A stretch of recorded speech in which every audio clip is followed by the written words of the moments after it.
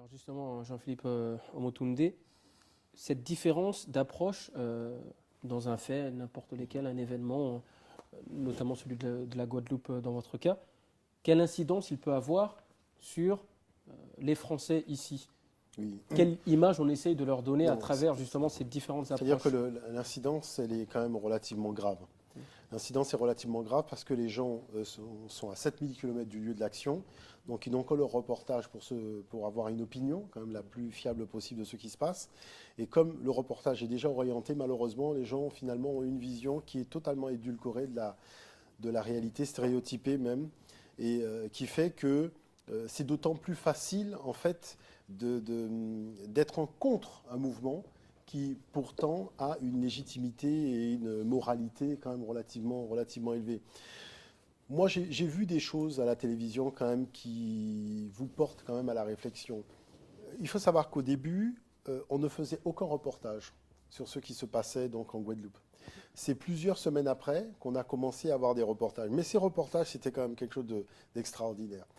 Au même moment, il y avait les événements à Madagascar. À Madagascar, oui. Les gens manifestaient à Madagascar. On a donc des caméras qui viennent filmer les manifestations et des micro-trottoirs qui sont tendus aux manifestants qui s'expriment. Et le leader, donc, s'exprime aussi à la télévision. Bon.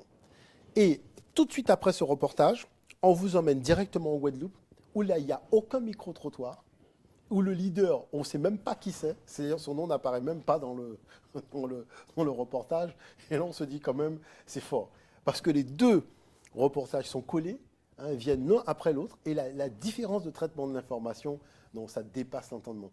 Donc c'est là où, après, on est arrivé dans une période où, ne pouvant plus nier le mouvement populaire, hein, il faut quand même le souligner, c'est-à-dire que c'est un cas où, finalement, c'est la partie civile qui a dit, écoutez, on ne peut plus continuer comme ça, donc nous, on va prendre le pas sur tout ce qui représente les élus d'une façon générale, les gens qui sont censés défendre les intérêts du peuple d'une façon générale, et même si les syndicats se sont fédérés, le peuple est venu en direct de manière non seulement à comprendre la réalité du fonctionnement, parce que beaucoup de choses n'avaient jamais été dites ouvertement, les gens ont découvert quand même beaucoup de choses qu'ils ne savaient pas, dont ils avaient des intuitions sans avoir des faits précis, et c'est cette fameuse réunion au World Trade Center où on a réuni tous les responsables économiques de l'île, où on s'est retrouvé directement à l'époque de l'apartheid.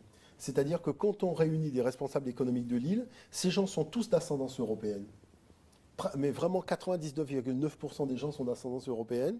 Et vous avez donc des gens, ou libanais, syriennes et autres, et vous avez les gens qui sont les autochtones qui sont archi-minoritaires. Dans un pays où il faut quand même rappeler que les personnes d'ascendance africaine représentent pratiquement 85% de la population.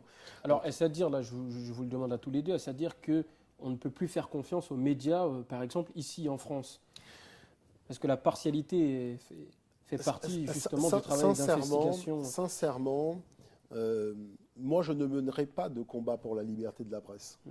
Parce que déjà ici, le spectacle auquel on a droit, ça défraie la chronique. Je dirais la moindre information, c'est un spectacle monumental, c'est de la propagande. Même un fait sportif devient de la propagande, vous voyez. C'est-à-dire que, non, bon, je comprends, la presse écrite va vous dire, oui, mais il faut vendre des journaux, donc si on n'en met pas de l'huile sur le feu, on ne va pas arriver à vendre. Mais enfin, sortir un article le lundi, et contredire l'article le mardi, sous prétexte qu'on voulait vendre du papier le lundi, donc on a donné la primeur aux rumeurs pour contredire les rumeurs le lendemain, je dirais quand même, ce sont des techniques de communication qui ont attrait plus à la Star Academy de l'actualité qu'à vraiment des faits réels. Il y a beaucoup de choses sous-jacentes qui ne sont pas dites.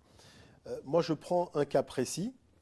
Comment voulez-vous qu'un système fonctionne si, par exemple, en Guadeloupe, vous avez 85% qui est de la population qui est d'ascendance africaine.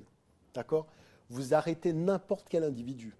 Vous lui demandez de vous donner le nom de 2 rois africains. Ces gens sont incapables de vous sortir. Je vais vous donner un exemple.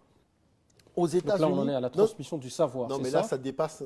Écoutez, aux États-Unis, il y a un monsieur qui demandait à des jeunes de leur donner le nom d'un pays africain. Je vous parle de jeunes qui vont à l'école. Hein. Les jeunes, on dit Zamunda. Mhm. Alors le gars, il dit Zamunda. Royaume des Mais Zamunda, quel c'est est ce pays un africain qui film. s'appelle Zamunda? Mhm. Et c'est après qu'il s'est rappelé que Eddie Murphy Dans le Prince avait à New fait un York. film, Prince à New York, dans lequel son pays était Zamunda, et les gens ont cru qu'il y avait vraiment le Un pays de pays. Zamunda. Je vous parle quand même de médias qui sont censés. Attends, on a des ouvrages. Alors, est-ce qu'on de n'est pas dans la vulgarisation. caricature, là, justement? Non, mais c'est pour. Non, mais c'est-à-dire que ce phénomène-là, c'est un phénomène vraiment criant, non seulement de la manipulation médiatique, mais aussi de la survalorisation, je dirais, de l'histoire des peuples européens par rapport à la sous-médiatisation de l'histoire des pays du Sud. C'est-à-dire qu'on a l'impression, quand on regarde tout ça, que en fait, les gens dans les pays du Sud ont patiemment attendu que les gens des pays du Nord commencent à penser avec les Grecs et compagnie. Et pendant tout ce temps-là, les gens ils étaient assis au bord de l'eau, ils attendaient les choses passer, et ils ont attendu. Non, tout ça, c'est pas sérieux. Vous voyez, tout ça, c'est pas très sérieux. Jean-Baptiste Josso, justement, avec votre site internet Fédération Liberté Chérie, est-ce que globalement les médias vous prennent comme un petit monstre qui sort de nulle part pour essayer justement uniquement de les contrer? Ou est-ce que vous proposez quelque chose de concret dans l'approche même journalistique On propose de quelque chose. l'information? On s'est formé pour faire des communiqués de presse. C'est vrai qu'on a tous un métier à côté, c'est une activité complètement bénévole et il a fallu en faire une activité quasi professionnelle. Il a fallu se former pour parler aux journalistes, il a fallu apprendre à dialoguer avec eux. Donc on a fait le premier pas. Le deuxième pas se fait difficilement. On dit, comme on le dit à juste titre, qu'il y a aujourd'hui une difficulté de la presse à assumer la pluralité des opinions. C'est-à-dire qu'il y a un mainstream en France et il faut publier sur le mainstream parce qu'on a peur de dire que certaines idées existent, que certaines personnalités existent, que certaines associations ramènent du monde sur des idées qui ne sont pas dans le mainstream. Et on ferme des portes comme ça et on ramène un petit peu aujourd'hui le schéma politique, toutes les questions de société, à ce qu'on vit entre une UMP qui gouverne à gauche et un PS qui fait des propositions à droite dans l'opposition. Et tout le monde qui perd ses repères et plus personne qui ne s'intéresse à la politique, c'est ce qu'on voit sur les européennes. Et ce schéma politique se retranscrit dans les questions de société. Il n'y a plus de journaux engagés, très peu de journalistes engagés, très peu de journalistes qui veulent publier des gens engagés sans être engagés eux-mêmes. Et on aseptise le discours. Il n'y a plus d'idées, donc plus de contradictoires, donc plus de débats. Et c'est de là que sur la vérité, donc on s'écarte de la vérité. Alors je dis ça à ITA TV. Ici, on a pu avoir du débat, on peut avoir des émissions. Je n'accuse pas toute la presse. Heureusement, il reste quelques bastions. Mais on a inversé la tendance. Aujourd'hui, c'est la minorité. Aujourd'hui, on se démarque en mettant à l'honneur la liberté d'expression. C'est inquiétant. Moi, je pense que ce qu'il dit est d'autant plus vrai. Parce que, c'est vrai que quand on regarde aujourd'hui ce qui se passe, ne serait-ce qu'au niveau de la presse, on vous dit oui, les ventes de la presse en France diminuent depuis 2 années.